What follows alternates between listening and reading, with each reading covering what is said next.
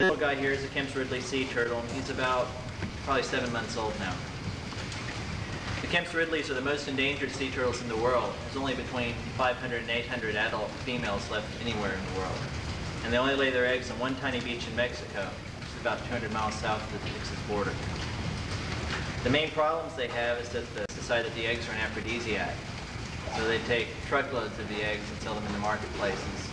And then they started taking the females as they were going up the beach to lay their eggs. They take the eggs out of her body, take the skin around their necks and the flippers for leather products. They sell the shell, they make turtle oil products, and all kinds of things. Now when you kill all the nesting females and take all the eggs, you can decimate the population real fast. In the 1940s, there were as many as 40,000 Kemp's Ridleys laying their eggs on Rancho Nuevo in one day. And 50 years later, we're down to 500 to 800 all year long. They're the smallest of the sea turtles. This little guy, when he's full grown, is only going to weigh 80 to 100 pounds. And that sounds really big compared to most turtles we're used to seeing, little freshwater turtles and land turtles. But as sea turtles go, it's really, really small. Most of them average around 300, 400 pounds. Let's see. A couple of differences you can tell between this guy and a freshwater or land turtle. For one thing, they can't pull into their shell at all. They can pull their neck in to about here, where the hard part starts, but they can't pull their flippers in at all. They're much longer than you would see on a freshwater turtle because they're totally adapted to the marine environment. A sea turtle doesn't ever have to leave the ocean. A male never will sometimes. The females only do to lay their eggs. Well, that's the main differences between them and freshwater turtles you're used to. Do you have any questions about the Ridleys? What we're trying to do with them here is to boost the population. So what we'll do is we'll take 2,000 Kemp's Ridley hatchlings every year and bring them to this facility.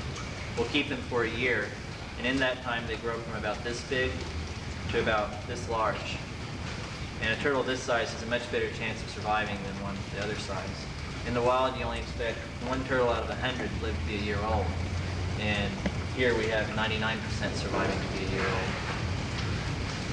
We have a few problems with bacterial infections and things like that, but most of the ones we lose are from birth defects, which out of 2,000 turtles we expect to see. Okay, over here we have the loggerheads. These are a much more common species of sea turtle. These guys breed all over the Gulf Coast, South America, and the Caribbean. They're the least endangered of all the sea turtles. They're only a threatened species. Most of the others are endangered. They get much larger than the Ridleys. This little guy, when he's full grown, will weigh up to 400 pounds. The back of his shell will be 4 feet across, which is about 4 of these boxes put end to end. So we use these to test out the turtle excluder devices, which is simply a device we put in the shrimp nets to let the turtles out so they don't drown. And I'll show you one of those in just a little bit. So we keep these guys for 2 years, and then we'll take them to Florida, Panama City, and we'll send them through a shrimp net, and divers will film the turtle going through. And from those films, they'll determine whether or not those heads can be certified for use. The net designers are always coming up with new ones to be easier to use and let loose fewer shrimp. National Marine Fisheries is always trying to make ones that let more turtles out, things like that. Those are the loggerheads. These turtles are also endangered, mostly because of their shell. You see how pretty the colors are in a shell. And they used to make tortoise shell out of that. They make everything from guitar picks to hair grays and combs and brushes and any number of things out of that shell. Pound for pound, it's more expensive than ivory. So you can see the reason she's here. It's pretty obvious. She's missing this front flipper here. See? Back in 1987, someone threw a plastic onion sack off of the boat. It's kind of like a plastic burlap bag, and it wrapped around the flipper and killed it. So she's gonna. By the time we found her on Matagorda Island, we had to amputate the flipper to save her life. So she's going to spend the rest of her life in captivity, which could be as long as 100, maybe 150 years. We really don't know how long they live, but looking at freshwater and land turtles, it could be easily that long. We just haven't studied sea turtles long enough to watch one from the time they hatch to the time they die of old age. If you look at the side of her head here, you can see why they call them hawksbills. As it looks very bird-like inside there. These guys live mostly around coral reefs. They feed on sponges and sea anemones and things like that. Do they have definitive growth annuli on their scutes that you can count to get an age? No.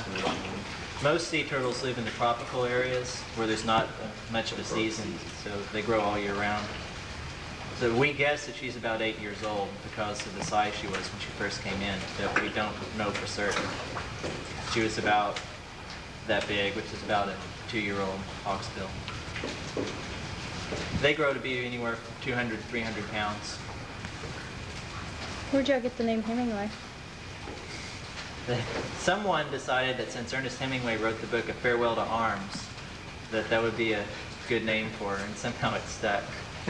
I didn't come up with the name, though. Some people think that's kind of cruel. But since she's going to be in captivity all of her life, we didn't try not to tame her, so she's gotten pretty used to people. The other turtles we handle as little as possible to make sure that they don't become used to people. If we can go this way, I'll show you the TEDS, fluter device. And these have been required by law for the last 2 years or so for the shrimpers to use in their nets. The main reason for that is that the shrimping industry kills anywhere from 11,000 to 44,000 sea turtles every year. That's just way too much for the populations to support. All of the sea turtle species were in decline until recently. And especially when you consider there may only be 2,000 total Kemp's Ridley sea turtle adults anyway. That's just way too much for any of them to handle. Well, the way they work is you'll sew a shrimp net into the front here. It goes forwards like a big funnel. And in the back there's a bag. So the fish and the shrimp, small things, will come in here and go through these bars in the back, into the bag, just like normal. The larger things like a turtle or a log or a big fish, they'll come in here and they won't pass through these bars. They'll slide down to the bottom and they'll come out this trap door down here. This model over here is slightly different. In it, they come in and slide out the top, just through here. And our studies have shown that with this model anyway, you lose maybe 4% of your shrimp.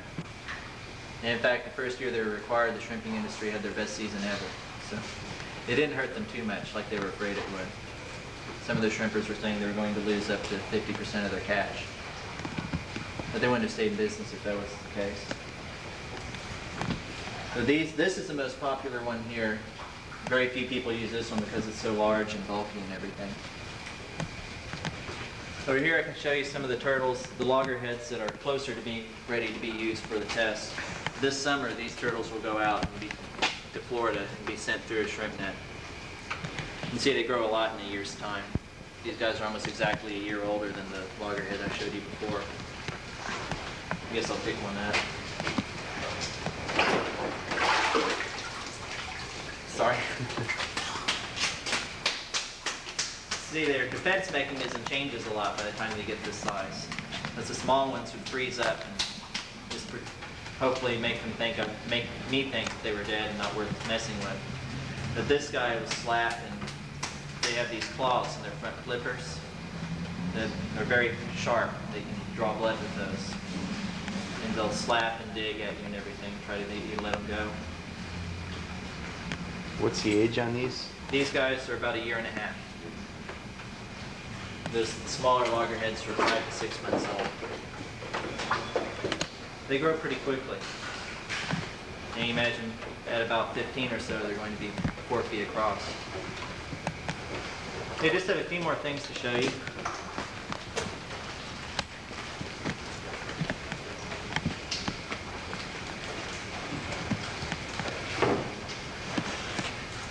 This card here shows the 5 different sea turtle species found in the Atlantic and the Gulf of Mexico. The smallest of the Ridleys here, you can see how small they are compared to all the others, even though this guy may weigh 100 pounds. And there's the loggerhead and the hawksbill over here. And there's the green, which is another species found in the Atlantic. That's used by people for turtle soup. To kill them heavily for their meat. The last one that we have in the Atlantic here is the leatherback. And this turtle is the largest of all turtles anywhere. And they are an endangered species, like most of the sea turtles. And I do have a picture of one here, even though we don't have one in the building. This turtle weighed a ton. The back of his shell was 8.5 feet across, and the span across the flippers was 10 feet. He died and washed ashore in Wales. And what we believe killed him was a plastic bag. Because these turtles feed on jellyfish almost entirely. And if you see a plastic bag floating in the water, it looks a lot like a jellyfish. So this guy ate the plastic bag, it blocked his digestive tract, and it killed him. So that shows, we've shown two reasons why you don't want to throw trash into the water. With Hemingway, you can see that it entangles them. It can kill them or maim them that way. And if they eat them also, it can kill them in that respect. That's the largest specimen of leatherback that's ever been recorded, but that doesn't mean there's not some out there that are larger. On the other end of the scale, this is a hatchling Ridley that died soon after he came in. You can see how small he is, and the shell is very soft at this age. And for the first couple of weeks, it's pretty soft. And so seagulls, crabs, large fish, anything can make a meal out of something this small.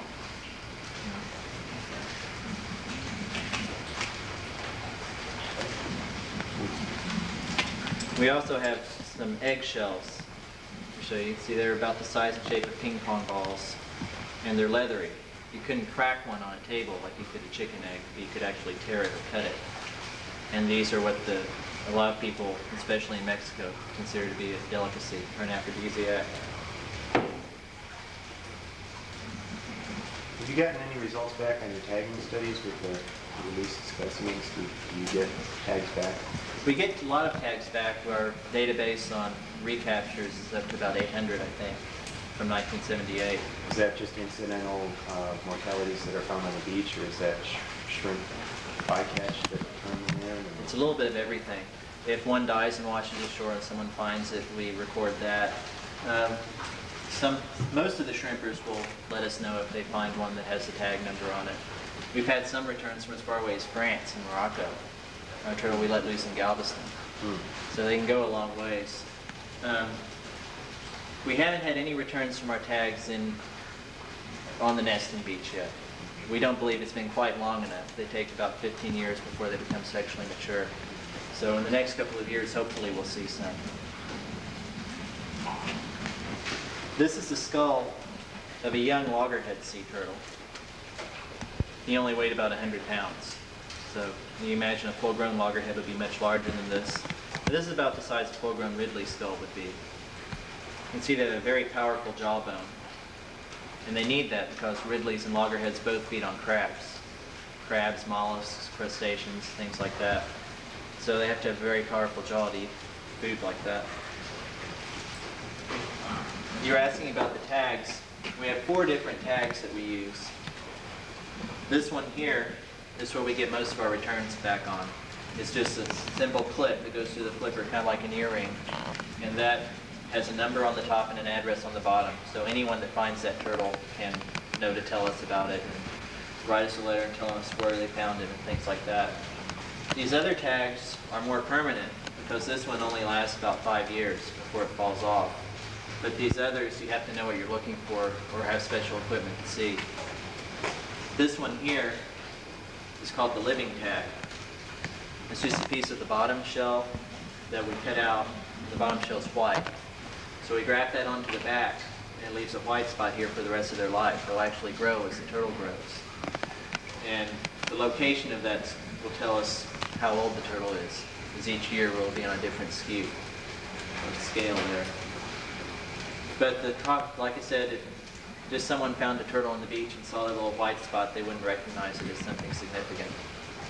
The other 2 are internal, so you have to have specialized, expensive equipment to read them. This one here is a magnet, a little tiny magnet smaller than a pencil lead. In this little bag here, there's probably 100 of them. And you inject that into the flipper, And with the special magnetometer, you can scan over it and it'll beep if it's one of our turtles. It won't tell us anything else, age or anything like that, unless we have a real good x-ray. But it does tell us it's a Head Start animal. If you have a real good x-ray of the turtle's dead, the notches on this tag will tell us the age of the turtle. There's a different pattern of notches each year. And the last one is actually the most effective tag. It's called a pin tag.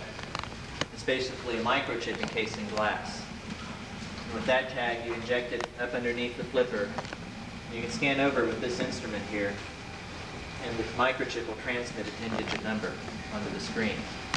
And that will tell you exactly which animal it is, how old he is, how big he was when he was released, and all that information. But again, the scanner costs several $1,000s, so it's not something everybody's going to have available. Well, do y'all have any questions or anything? How long has this institute been doing the Head Start program? It's been going on since 1978. We've had varying sizes of year classes during that time. But the first couple of year classes, the only tag we put on was this flipper tag. So it may be a little while longer before we see any of our turtles on the beach, because this one wasn't started until '83. And so it'll probably be 15 years from 1983 before we see anything that we can actually recognize for certain as ours. Because this tag will fall off and it'll leave a scar, but they tag all of the nesting females there, so there won't be any proof. But hopefully in the next several years we should start seeing some coming in.